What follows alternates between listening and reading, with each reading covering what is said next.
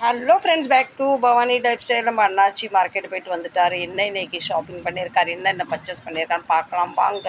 இந்த பர்ச்சேஸ்லாம் உங்களுக்கு பிடிக்காது, பார்க்காம விட்டுறாதீங்க, பாருங்க. அட்லீஸ்ட் என்ன வாங்கியிருக்கணும் சரிங்களா. நம்ம கூலருக்கு வந்து ஒரு அட்டை வாங்கியிருக்கோம். பின்னாடி வந்து ஃபுல்லாக தண்ணி ஒழுகுது. கஸ்டமர் வந்து பழசு ஃபுல்லாக தண்ணி ஒழுகுது.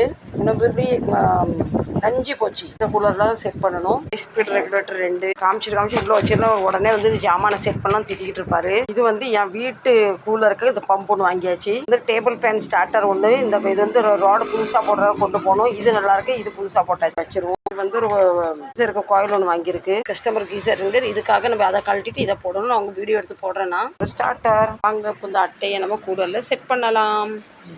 கஸ்டமர் சொல்கிறாங்க, இது வேறு தண்ணி வரும்போது வந்து அந்த அட்டை சுருங்கி போச்சு, பேருக்கு தண்ணியெலாம் வெளியே வருது பாருங்க. அந்த ஓப்பன் பண்ணிட்டு அந்த அட்டை இப்படி தான் இருக்கும்.